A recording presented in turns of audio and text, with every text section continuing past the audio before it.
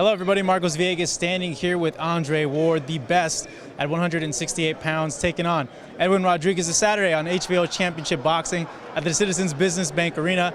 And we just had the press conference, Andre, and Edwin kind of got in your face. What was going on over there? What was he telling you? He didn't get in my face. It was just a face-off, you know. He's confident right now, and, you know, he feels like he's hot, and we got to cool him off Saturday night. What was he telling you in particular?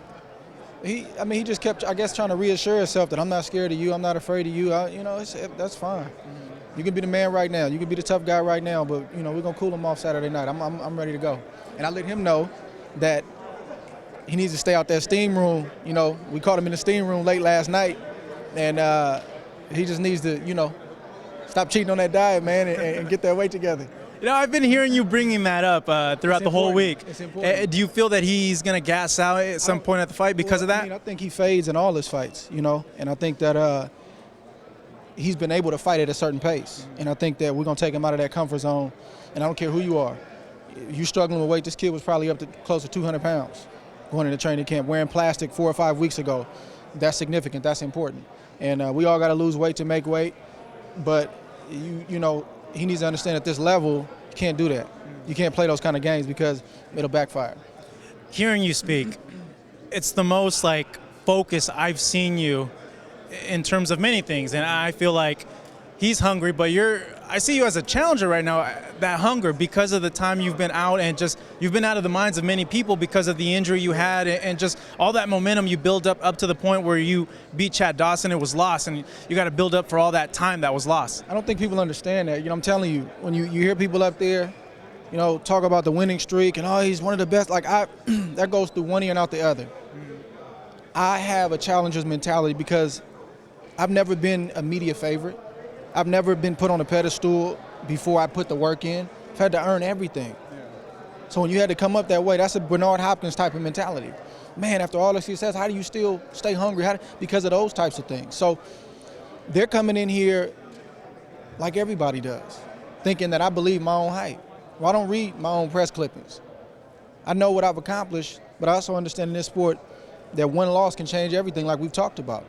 So, man, he's hungry, but I'm hungry.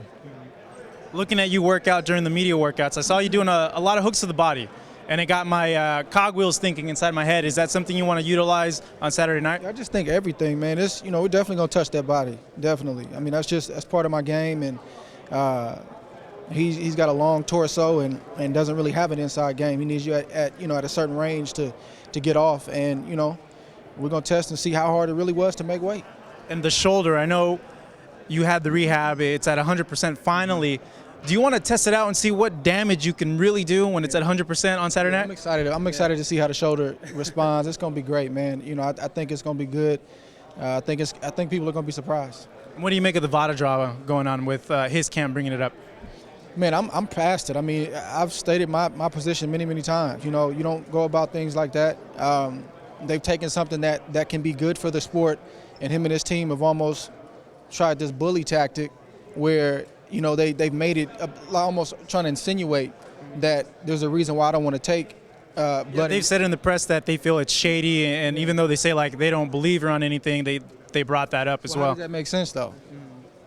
I mean, if you think I'm a clean fighter, how is it shady to not take it? I mean, it's simple. If you really wanted to go about doing random blood and urine testing, the 2 months that you were demanding all the money and all the other things you were demanding, you simply bring that up and say, is this something we can do? And we go from there. You don't wait until you get in front of a press conference, in front of the media, after somebody gets in your ear and tells you to do it. And furthermore, I'm going to do my due diligence as a fighter. I appreciate USADA.